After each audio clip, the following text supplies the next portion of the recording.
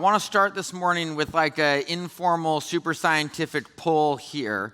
But I'm curious, I've been curious this morning and kind of for all of us, when you found out we were doing a series on Revelation, how many of you in this room would say you were excited about that? Like you were like, I'm pumped, I'm so excited, okay? That's a pretty sizable chunk of people. How many of you thought, dear God, no, I don't want to be here for that, okay? Yeah, there's a smattering of us. How many of you walked in, you had no idea this morning we were talking about Revelation, and then, yeah, thanks, Nate. Yeah, there's honesty all around. That's good. So I will say this. I have been very excited about this series, and most of the reason I think for my excitement is, one, I think Revelation is interesting. God has something meaningful for us in it. But also, I've worked with Bill now for longer than Bill would probably care to admit, and I've known Bill my whole life. I don't think I've ever seen Bill as excited about a series as this. The man has spent like countless hours. I think his most recent count, he's read like 2,500 pages of commentaries on the book of Revelation, okay? Like he has poured into this, and now I have picked up his excitement for this series. And so I'm really excited. I think God is going to do something cool through this series. God is going to move in a powerful way through this series. And I thought last week Bill set us up really well to think about what the book of Revelation is supposed to be, the way that it takes three parts. It serves as a letter, it serves as prophecy, and it serves as apocalypse, as an unveiling, a revealing of something to us. And it becomes this revelation of Jesus, this thing that Jesus is revealing to us today. Revelation chapter 1, as we saw last week, ends with Jesus giving a command to John, to the ascribed author of the book. And Jesus says to him, write down what you have seen, both the things that are now happening and the things that will happen. This is the meaning of the mystery of the 7 stars you saw in my right hand and the 7 gold lampstands. The 7 stars are the angels of the 7 churches, and the 7 lampstands are the 7 churches. And so the final instruction to John in chapter 1 is write to the churches. Write what you see. Write what you see revealed to you to these 7 churches.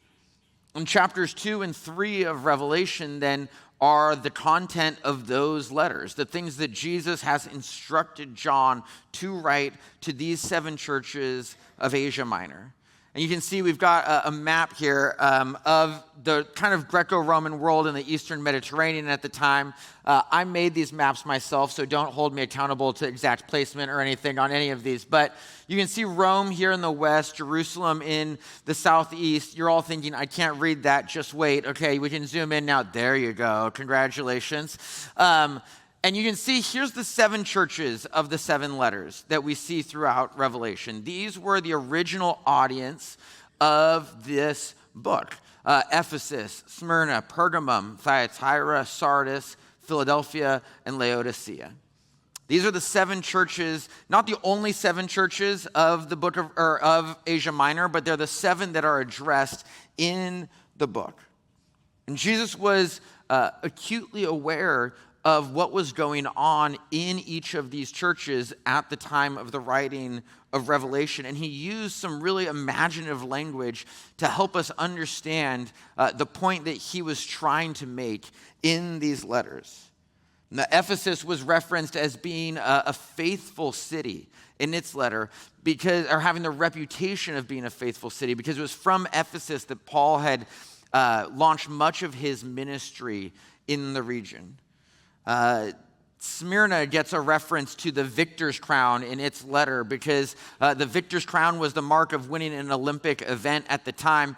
And the winner of the pankration, which is like a combo of boxing and wrestling in the ancient Olympics, was from Smyrna. The most recent winner in the Olympic Games before Revelation was written was from Smyrna. And so Jesus addresses them, talks about the victor's crown to this community, celebrating a victor for themselves for the first time in a while. We see Pergamum was the center of the Roman imperial cult, sort of the worship of the Roman emperor and various political figures. Thyatira received a reference to a woman they named Jezebel, which was a reference to the Old Testament Queen Jezebel. And Jesus seems acutely aware of the work that this person is doing in the community of Thyatira at the time. Sardis received a reference to the textile industry, to talking about clothes and appearances, because it was in Sardis that all the textiles in the region were put together for the most part. And then we're left with Philadelphia and Laodicea. And those are the two cities that we are going to look at today. The letters that we're going to look at today. The rest you can find on the videos that Bill was talking about. But we're going to focus in on these two cities of the 7 churches.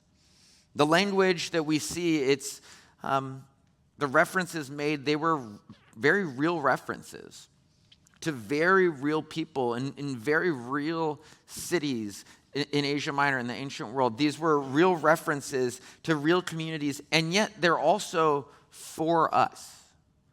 They're also for us in a powerful way. It could be easy, I think, for us, myself especially, which is no surprise to any of you, to get bogged down in the history of it. To get bogged down in the historical events, the historical context, to think about all the interesting details we can pull from these letters. But the theologian Karl Barth said in his introduction to the Epistle to the Romans, why should parallels drawn from the ancient world be of more value for our understanding of the epistle than the situation in which we ourselves actually are, and to which we can therefore bear witness? And while Bart was talking about the Epistle to the Romans, I think it applies just as well to the book of Revelation, that why should we offer so much value to the historical references and miss out maybe on the challenge that Jesus has for us today? Because this letter is a both and situation. It's both a letter written to the fledgling churches in Asia Minor struggling under the weight of persecution and the power of the Roman Empire, and it's a letter written to us today in the modern world with our own unique challenges and struggles that we face. We can read the 7 letters to the 7 churches, and we can imagine these same characteristics in our churches today. They're not, as some people have actually argued, a timeline, okay? We're not, for instance, in the Laodicea era of the church. That's not going to be part of the eras tour of the church in heaven, right? Like this is all 7 churches. In all 7 churches, every church at all times throughout history has been marked by many of the same characteristics we see in the 7 letters. Characteristics which we'll see again and again throughout Revelation as they get to be revealed to be the way of Babylon and the way of the dragon as they get referenced later in the letter. But this morning, like I said, we're focusing in on these last 2 letters, the letter to the church with the open door and the letter to the church with the closed door. And we'll see through Jesus that faithfulness opens doors and lukewarmness closes them. Faithful life like that of the Philadelphians opens doors for us to walk through.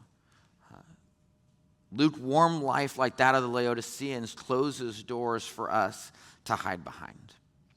And so we're going to look in Revelation chapter 3, starting in verse 7, with Philadelphia, the church that is marked by its open door.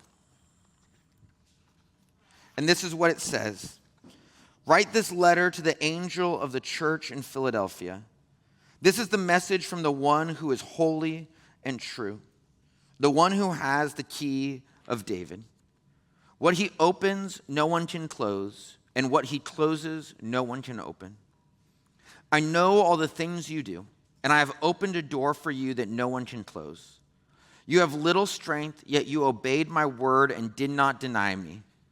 Look, I will force those who belong to Satan's synagogue, those liars who say they are Jews but are not, to come and bow down at your feet.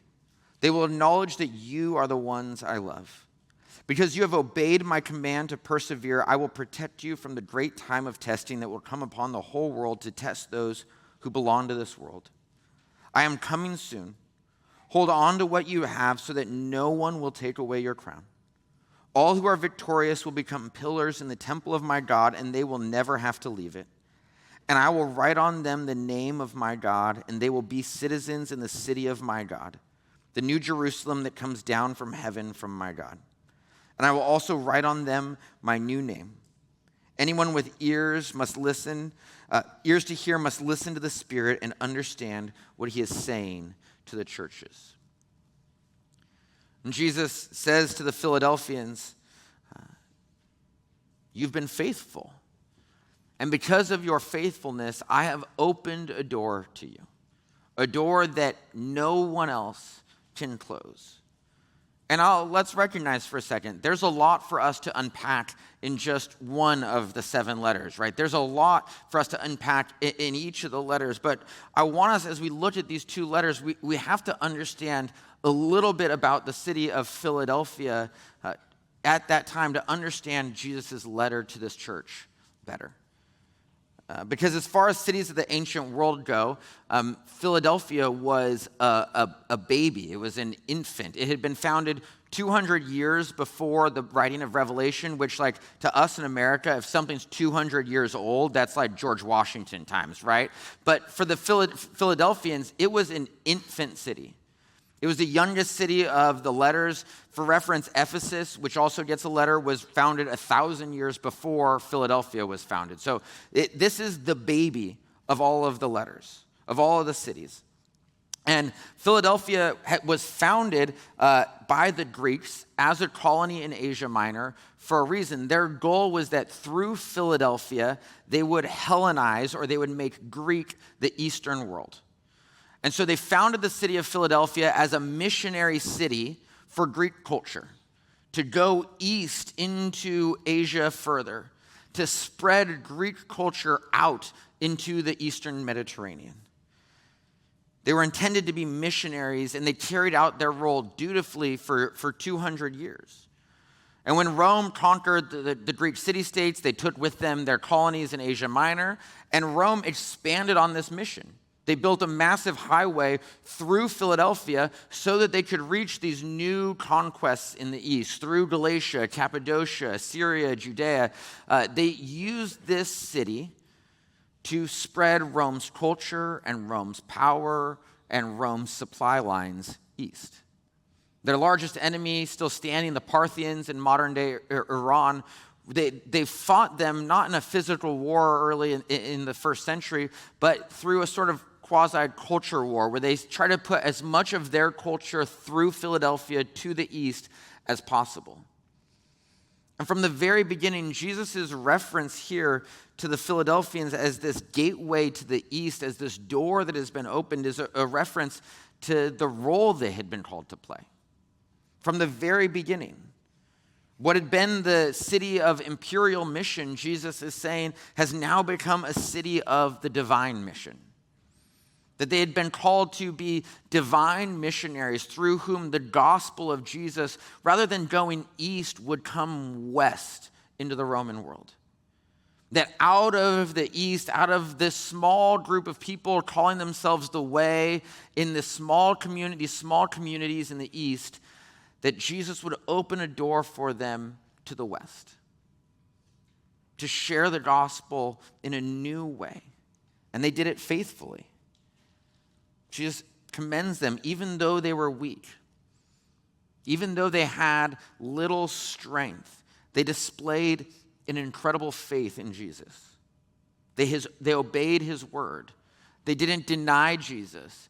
They endured patiently. They get praised for this by Jesus. It's actually one of 2 letters to the 7 churches that is full praise. That's all Jesus commending them for the good things they have done.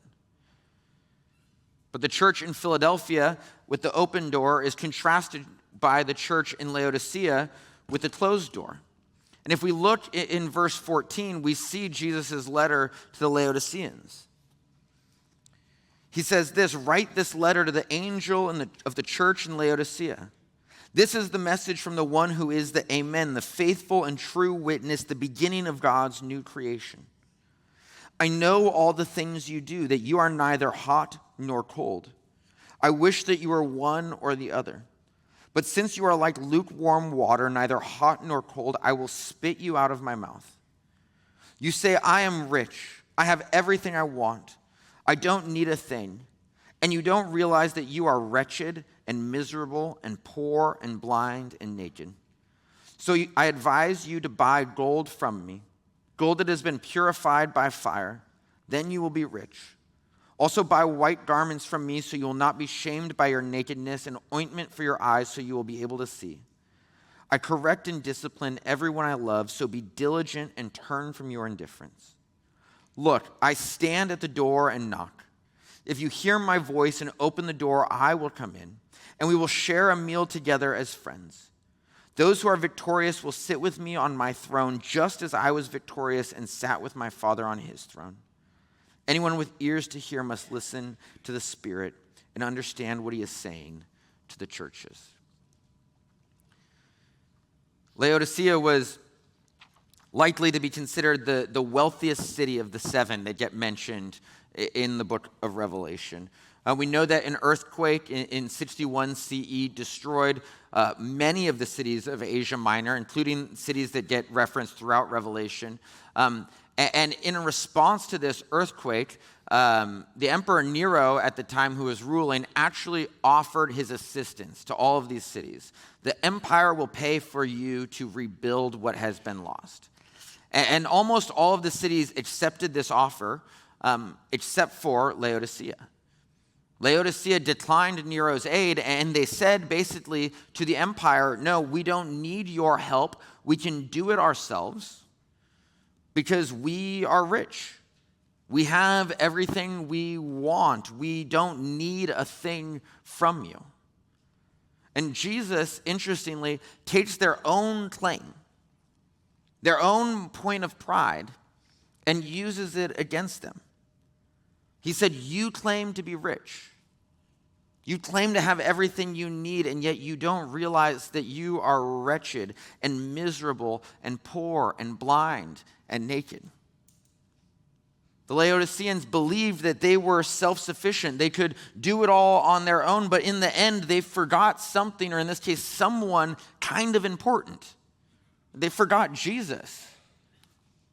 He said to them, look, I stand at the door and knock, waiting to be let in. And we use this verse oftentimes in the church, the Big C church. And I myself am responsible because I've done it before too, because it's a beautiful picture.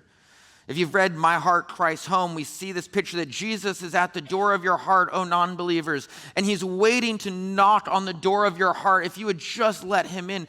And it's a beautiful picture. The only challenge is that Jesus didn't say this to non-believers.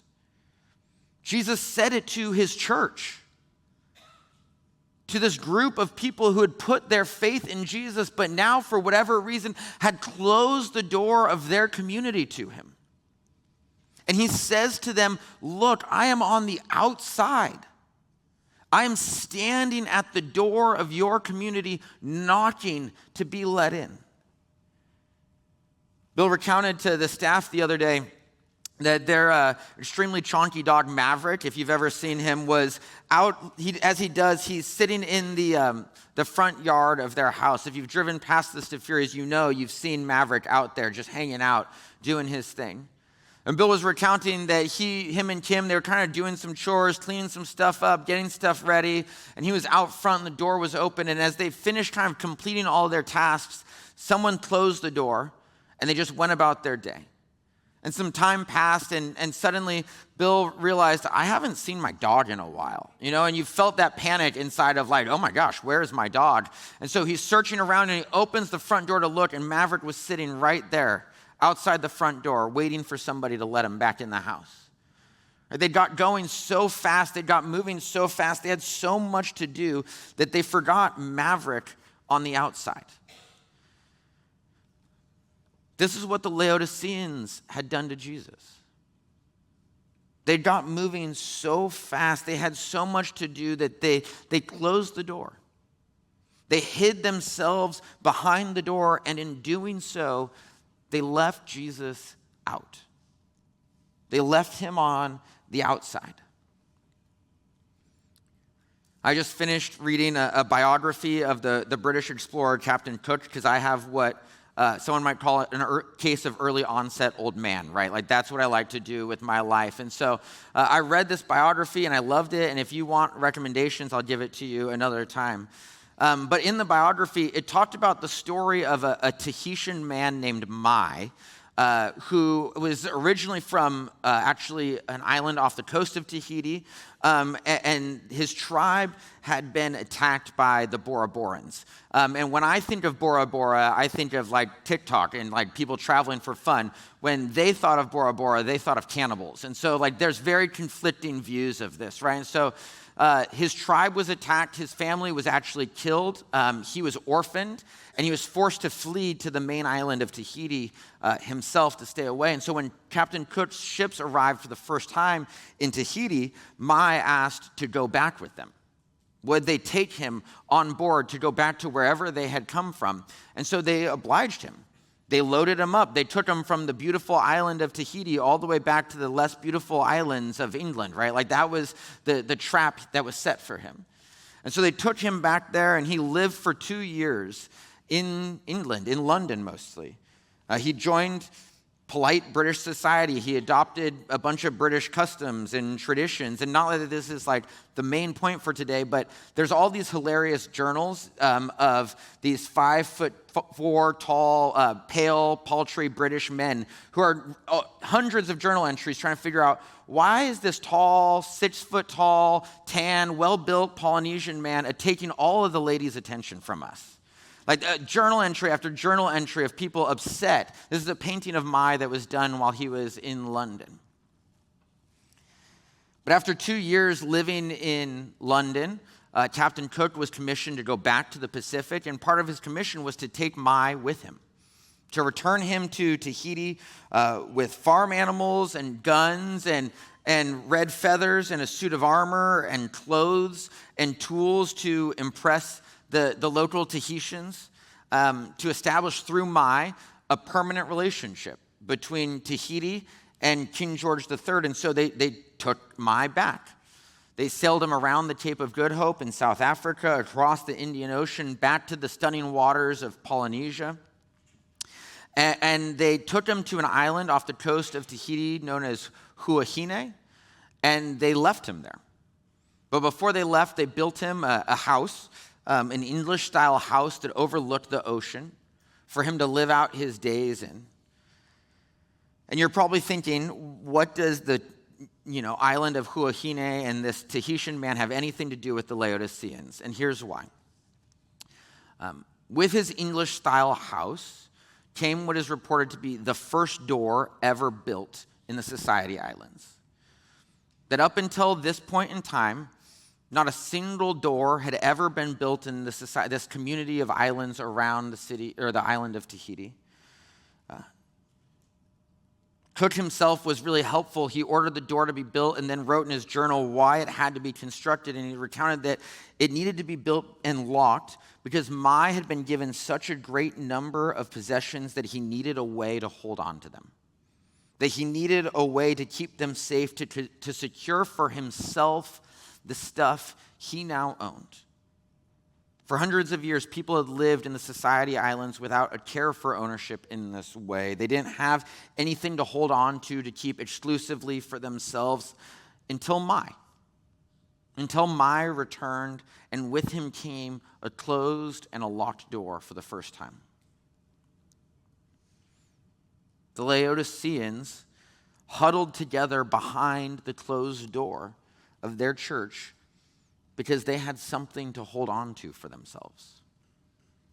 They had something that they needed to hold on to for themselves. They were rich.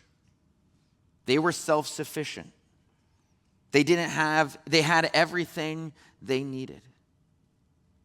They just needed to hold on to what they had. And so they closed the door. But Jesus was outside. He's outside the door, knocking, asking to enter in, calling them to sit with him at the table and share again in the life that he had for them. You see 2 letters One to the church with the open door, one to the church with the closed door.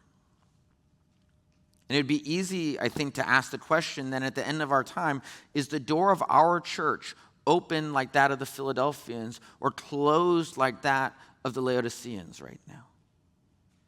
To take the challenge of Jesus and to point it at our church in general and ask the question in general. And I think it's a fair question to ask. It's a good challenge for us to think about. And yet at the same time, I think it allows us to shift the blame a little bit too well away from ourselves as individuals. It allows us to make it not about ourselves, but about the church more generally. Right? The whole church is just the collective sum, the sum of its collective parts. The church in Philadelphia was the sum of its collective parts. It was a people who lived their lives with an open door. It's not that the church itself was unique in some way, it's that its people were unique in some way.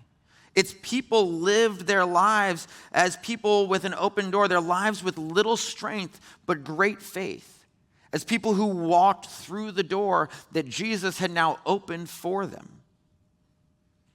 The church in Laodicea was also a sum of its parts. That the people in Laodicea, not the church itself, like not the physical church, but its people were people who lived their lives with a closed door, who had for themselves things that they wanted to hold on to, who claimed for themselves self-sufficiency, who closed the door and fought for what they had.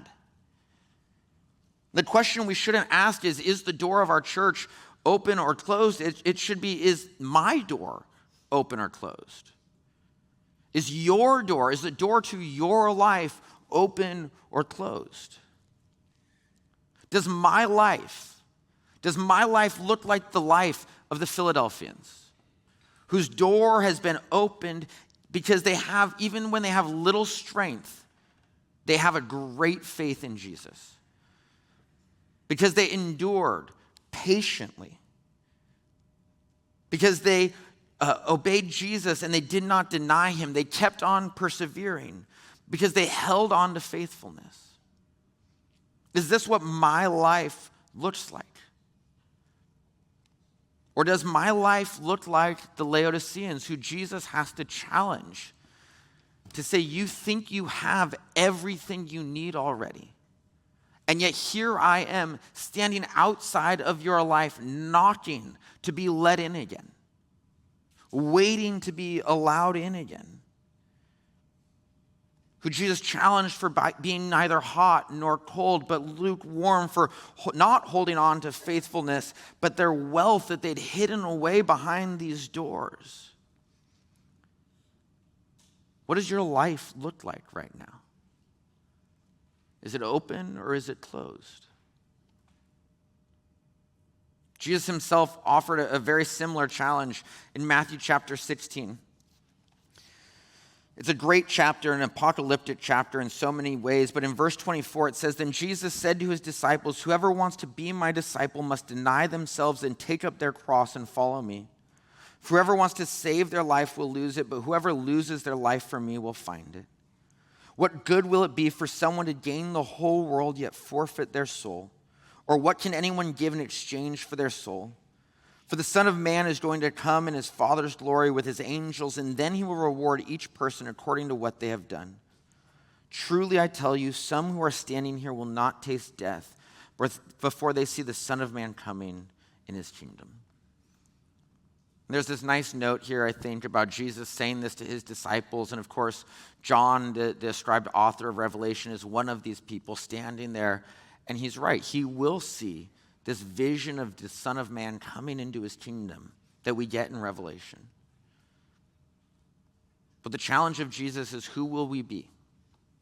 Will we be people like the Philadelphians who take up our cross, who chase after Jesus, who are willing to let go of our lives to discover something greater, to walk through the open door that Jesus has for us? Or will we be like the Laodiceans, who want to close the door of our lives, hold on so tightly to what we have, to find our life so desperately that we end up losing it and missing out on Jesus standing outside waiting to get in? Who will we be? So I invite you as we close out our time together, the band is going to come out. We're going to sing a final song together. But I'd invite you, let's take a moment in prayer to ask God to help us see what is the state of our life right now. Is my life right now, is the door open like the Philadelphians, or is it closed like the Laodiceans? What is it that Jesus has for us now in this time? Would you join me in prayer? Heavenly Father, God, we pray that you would use this time to help us see clearly our own hearts.